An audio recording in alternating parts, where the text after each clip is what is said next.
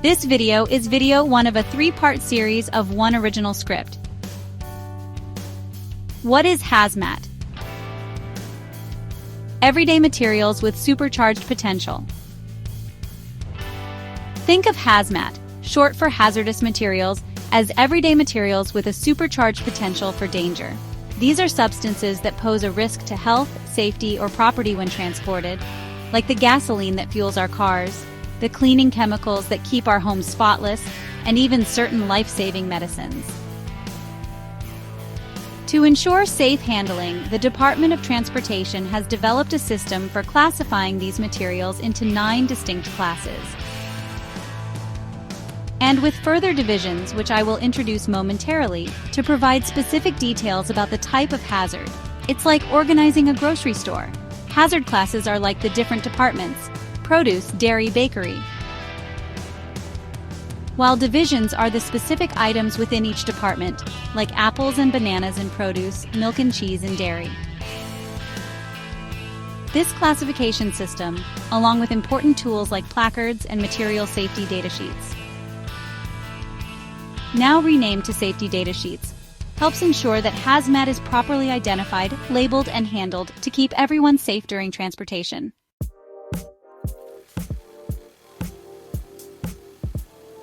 Hazmat can be transported in various ways, each with its own advantages and challenges. Trucks. The most common mode, offering flexibility and door-to-door service. Typically, smooth-bore tankers or baffled tankers, where baffled separators slow down liquid surge or liquid movement. To containers strapped down securely on flatbeds or box trucks, dry vans, corrosive tankers, cryogenic tankers, think liquid nitrogen, as well as other means of conveyance. Trains. Efficient for transporting large quantities over long distances, typically in tank cars. Ships. Essential for moving hazmat across oceans and waterways. Planes. Fastest option for time-sensitive or long-distance shipments, typically enclosed and packaged. Pipelines. Used for transporting liquids and gases over long distances. Each mode has specific regulations and safety procedures to ensure the safe transport of hazmat.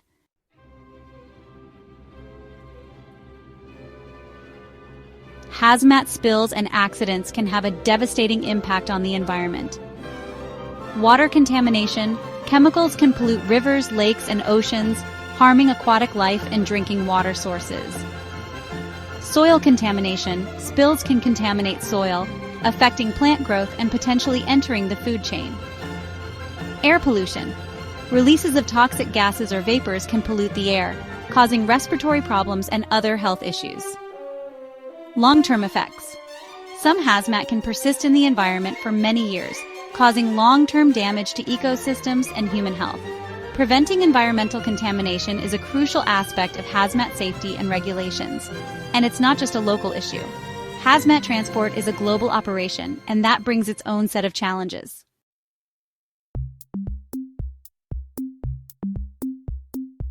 While the core principles of hazmat safety are generally consistent worldwide, specific regulations and labeling systems can vary between countries. It's essential for those involved in international hazmat transport to be aware of these differences to ensure compliance and safety.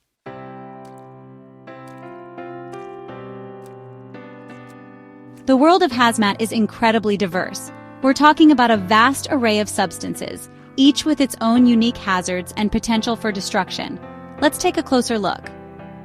1. Explosives. These aren't your average firecrackers. We're talking about substances that can unleash a devastating fury, releasing a massive amount of energy in an instant, capable of leveling buildings and shattering eardrums. Think dynamite, military-grade explosives, and the raw power of a volcanic eruption. 2. Compressed gases. These gases are packed tightly under pressure like a coiled spring ready to unleash its energy. If released, they can explode with tremendous force, turning a seemingly harmless cylinder into a deadly projectile. 3. Flammable liquids. Imagine a raging inferno ignited by a single spark. That's the potential of flammable liquids like gasoline, alcohol, and industrial solvents. These volatile substances can transform a minor mishap into a catastrophic firestorm. 4. Flammable solids. Forget your campfire kindling. These solids are in a class of their own, ready to ignite with ferocious intensity and even set other materials ablaze. Think spontaneously combusting chemicals, volatile metals, and the explosive power of finely divided dust particles. Also included here is something known as dangerous when wet. These are flammable solids that react violently with water, producing flammable gases and potentially exploding violently. When a hazmat incident occurs and there is a fire, the related dangerous when wet placard tells first responders and firefighters not to combat the blaze with water, but rather to find a different means of addressing the problem at hand, as water will only magnify the problem substantially. 5. Oxidizers. These substances are like fire's best friend, fueling the flames and intensifying the heat.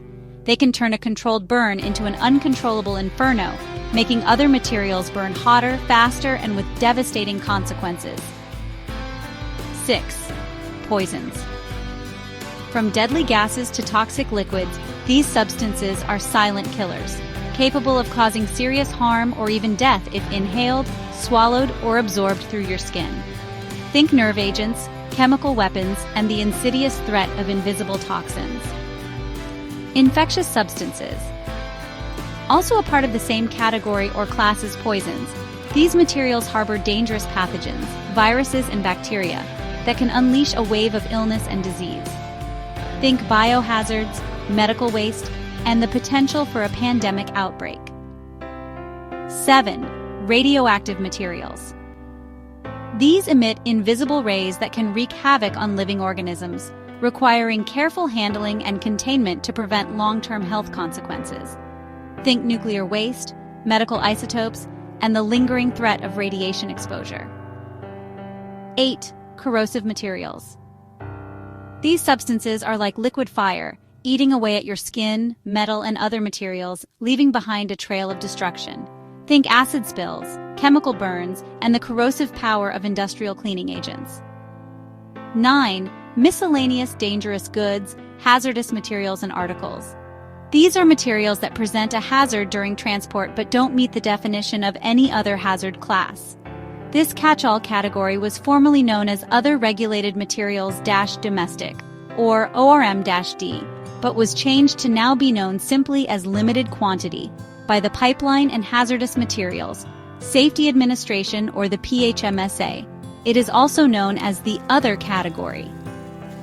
As you can see, the world of hazmat is full of hidden dangers and incredible power. It's a world that demands respect, caution, and a deep understanding of the risks involved.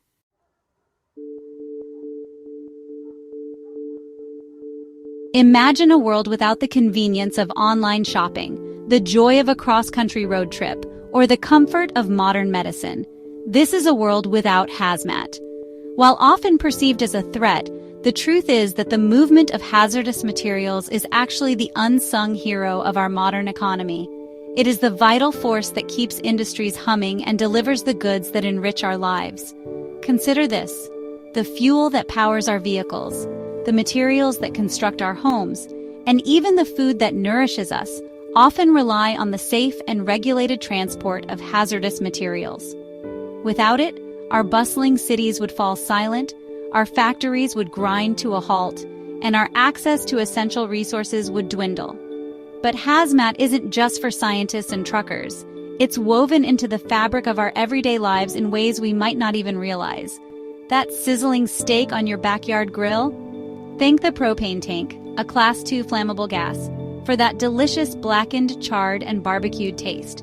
Are you redecorating your living room? That can of spray paint, with volatile chemicals under pressure, is a Class 2 flammable aerosol. Even that little bottle of rubbing alcohol in your first aid kit is technically a hazmat, a Class 3 flammable liquid. From the chlorine that keeps our pools sparkling or laundry clean, to the radioactive materials used in life-saving medical treatments, hazmat is all around us. It's the invisible force that drives progress, powers our innovation, and connects us to the resources we need to thrive. But with great power comes great responsibility. Hazmat, by its very nature, is hazardous. Explosions, fires, toxic fumes, and environmental contamination are all potential consequences of mishandling these powerful substances. That's why strict regulations, dedicated professionals, and a hardcore respect for safety are paramount in the world of hazmat. Just like a skilled beekeeper who carefully navigates a beehive to extract the beehive's golden honey, we must also approach hazmat with caution and understanding. By harnessing its power responsibly, we can reap the rewards of modern life while minimizing the risks.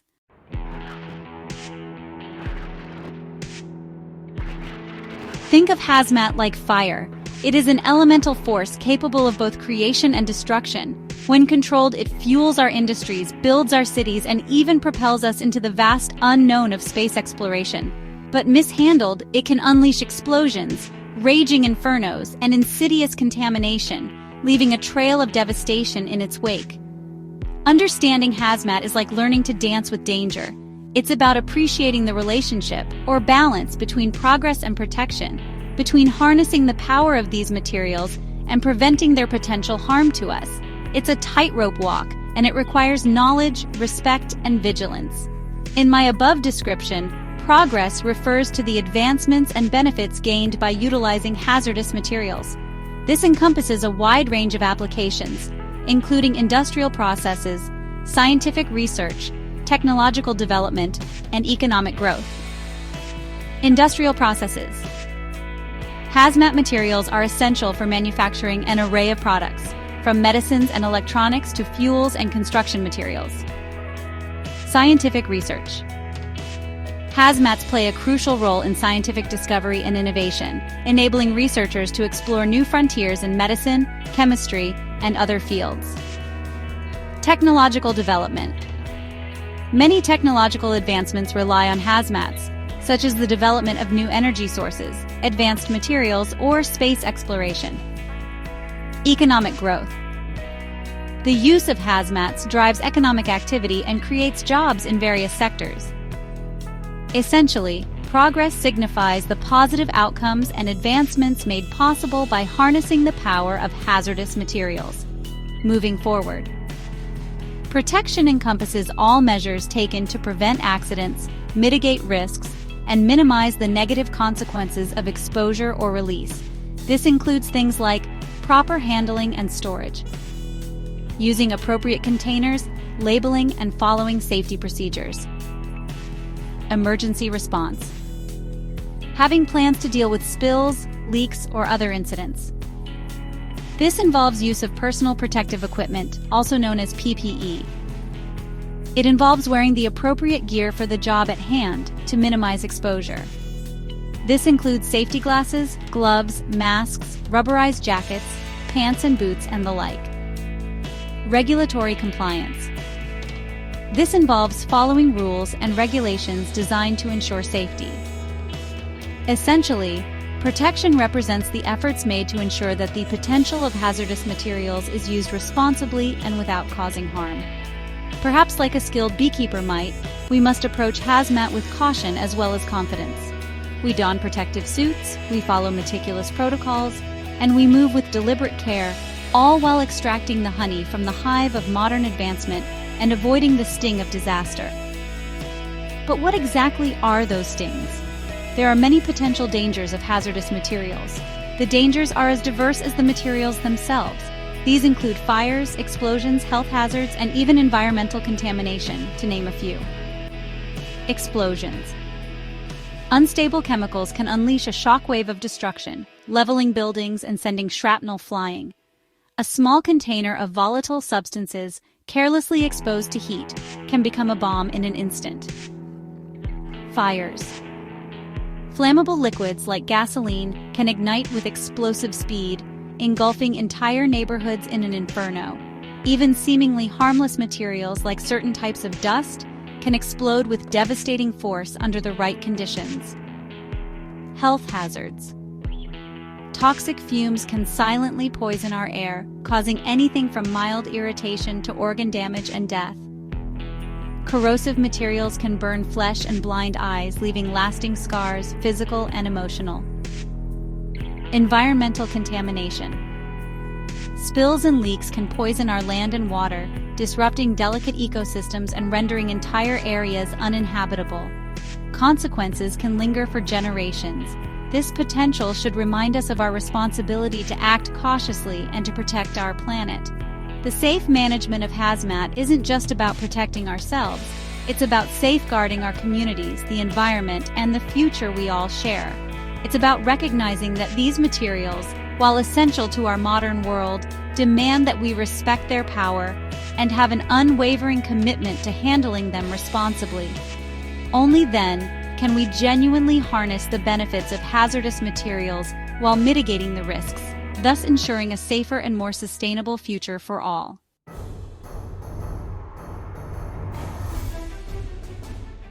Regulating hazardous materials is essential for protecting people, communities, and the environment.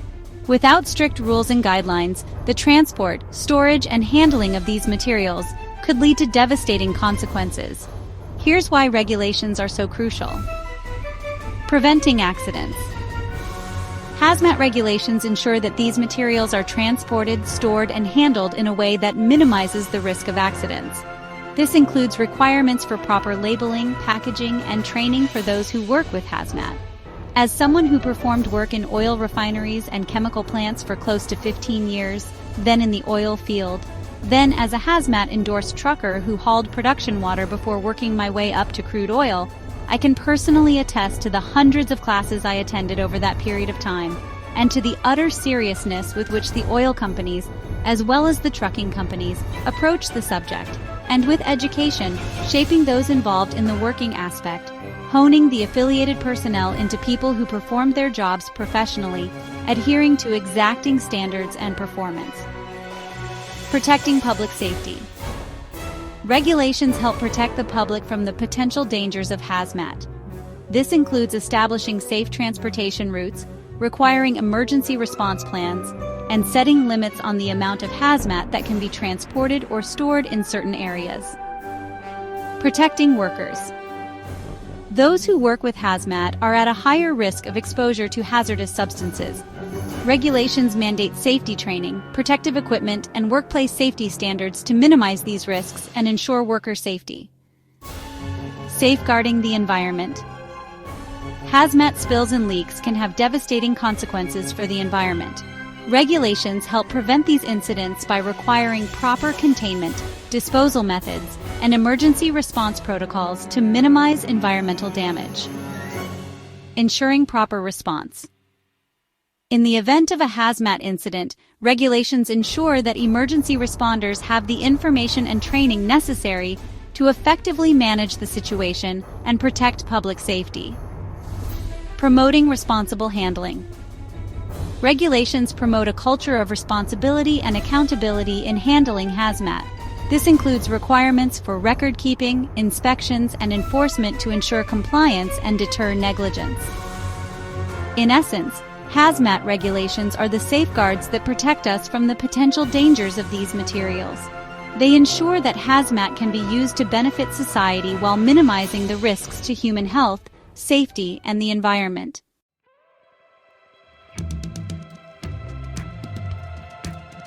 Decoding the hazmat matrix. A beginner's guide to hazard classes. Imagine a library with millions of books, but no way to organize them. It would be impossible to find anything. That's where hazmat classifications come in. They're like the system libraries use to organize books, but for dangerous materials. It helps us understand what each substance is, what the risks are, and how to handle it safely. The Department of Transportation, DOT, has created a system that divides hazmat into 9 distinct classes, each with its unique personality and potential for trouble. Think of it like sorting your friends into groups based on their interests. You've got your thrill seekers, explosives, your quiet intellectuals, gases, your hot-headed rebels, flammable liquids, and so on. Here's a quick introduction to the 9 hazmat classes. Explosives. These are the ones that go boom in a big way, releasing a sudden burst of energy. Think dynamite, fireworks, and ammunition. Gases. These substances are usually invisible but can be just as dangerous. They can be flammable, poisonous, or even suffocating. Think propane, oxygen, and chlorine. Flammable liquids. These liquids love to catch fire and burn. Think gasoline, acetone, nail polish remover, and paint thinner. Flammable solids. These solids can also easily ignite, and some even burst into flames independently. Think matches, magnesium, and sulfur. Oxidizers and organic peroxides. These substances act like fire starters, making other materials burn even more intensely.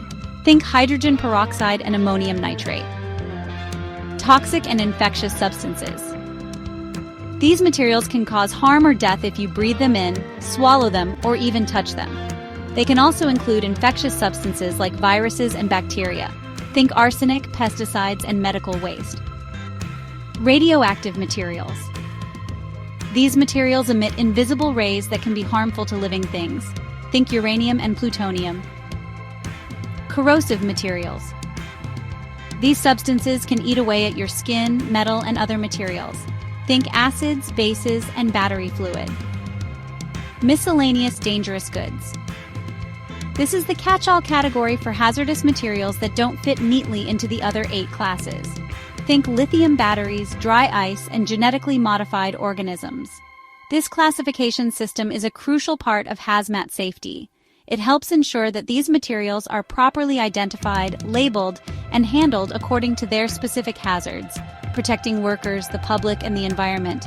But to truly understand the risks, we need to dive deeper than just these 9 classes.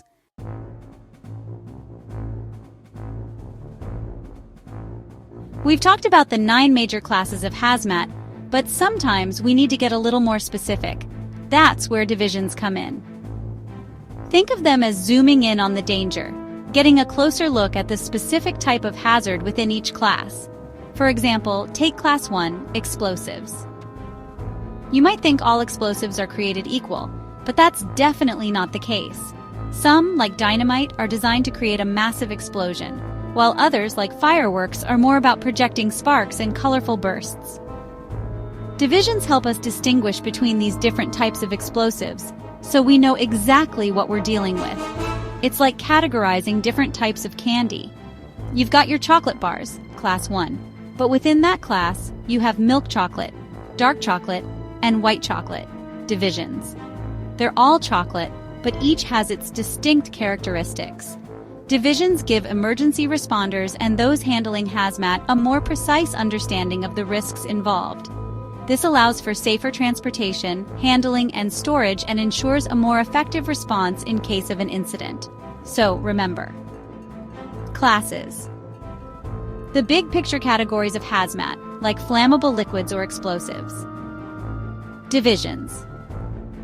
The subcategories that provide more specific details about the hazard, like different types of explosives or flammable liquids.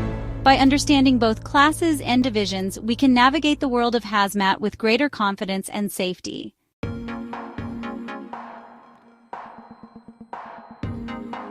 This system of classes and divisions isn't just a random way to organize things. It's a universal language that's understood around the world. This ensures consistency and safety no matter where hazmat is being transported. Think of it like the language of traffic signs. A red octagon means stop no matter what country you're in. Similarly, a Class 3 flammable liquid placard will be recognized and understood by hazmat professionals worldwide. This universal language is essential for preventing accidents, protecting workers, and safeguarding the public. It allows everyone involved in the hazmat supply chain to communicate effectively and make informed decisions based on a shared understanding of the risks. In essence, the hazmat classification system provides a structured framework for organization, communication, and informed decision-making, helping to protect lives, property, and the environment. It's a cornerstone of safety in handling, transporting, and storing these vital yet potentially dangerous materials. A quick note. This system is based on the UN classification system for dangerous goods, ensuring consistency and safety across the globe.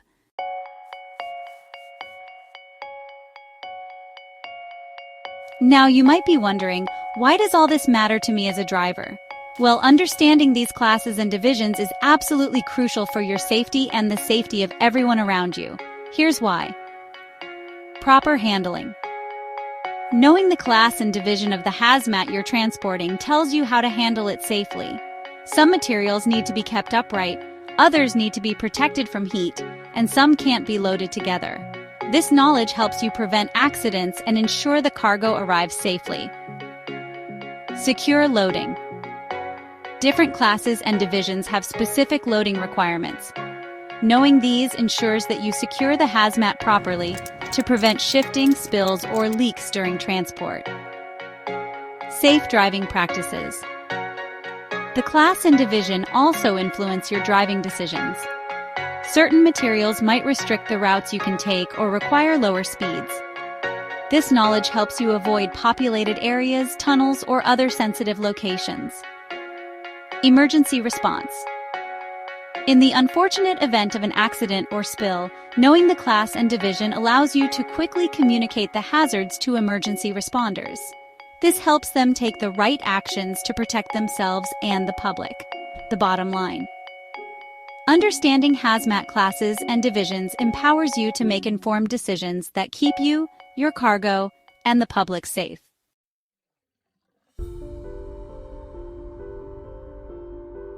In part 2 of this series, I will address placards, the visual aspect most notably associated with hazmat, and that you're guaranteed to see if you ever drive by a tanker truck. Haven't noticed? The next time you see a tanker truck, look for it. Now all of a sudden you see the placards and you remember this video. What is the sign trying to tell you? When do you think about it, what message do you take away from the placard that you see? That is the language of hazmat. Get it? Placards are essential tools for communicating hazmat information quickly and effectively. They are like visual shorthand alerting you to potential danger. They provide a quick and easy way to identify the hazards of a substance from a safe distance. They provide a visual warning to emergency responders, drivers, and the public, helping everyone understand the potential dangers and take necessary precautions. By recognizing and understanding these placards, we can all contribute to a safer hazmat environment. But placards are more than just colorful signs. They are the standardized symbols that are recognized internationally. They ensure clear communication across borders and languages. This is crucial for preventing accidents and ensuring a swift and effective response in case of an emergency. By understanding the language of placards, you'll be able to navigate the world of hazmat with greater awareness and confidence. And when it comes to Class 1 explosives, those placards speak volumes. As you can see, the world of hazmat is full of hidden dangers and incredible power.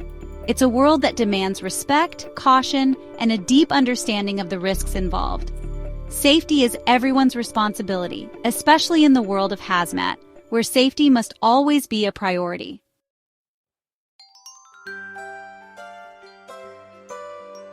This video is part 1 of a 3-part video series. Please click over to video 2 for part 2 to continue watching the rest of this 3-part series. Don't see it yet? It means I'm working on it, and keep checking back. It'll come. This video was broken down into 3 parts from one script that I wrote, but unfortunately when I submitted it to have it made into a video, the character count of my script far exceeded what they were able to work with. And so it's now 3 videos instead of 1. But in order to get the full impact of the full video, you will need to watch all 3. I've spent close to 2 weeks working on the script, and I hope you will watch the video in its entirety, and I sincerely hope that it helps someone out there in the world of YouTube. If you found value here or learned something from this video, please like, share, leave a comment, and subscribe to my channel for more trucking content that is created by me for you. Credit to Google for my source material and to Google Gemini AI that took the bulk of what I wrote and helped me to streamline my presentation, as well as answering my many questions. It is a very useful tool. I can't express enough just how useful it is to be able to bounce ideas off of Google's AI and to get relevant responses, or to submit my script as it is and to ask for ways to streamline it, or to improve it for readability, ease of understanding, and retention. I think it took what I wrote, and after implementing its suggestions, it made it better. Between the two of us, meaning myself and the AI, if the end product is a video that helps my audience, then the collaboration and my effort were certainly worth it. Kind of like having access to an editor, but in a box. It even told me it liked my script. That's a new one on me. Go figure. I don't know whether to be complimented or terrified. I'm joking. This video was narrated by Amanda Be Reckoned With. It was brought to you by Foltz at Outward Divergence on his channel, Through the Eyes of a Trucker. If you have any suggestions for future trucking videos, feel free to leave your suggestions in the comments. Thank you for subscribing, you have a great day, and keep on truckin'. Now go to part 2. If you don't see a part 2 and a part 3, it means I'm still working on them. Keep checking back, it'll show up. As always, I appreciate your attention, interest in my work, and the privilege of your support of my channel. Thank you.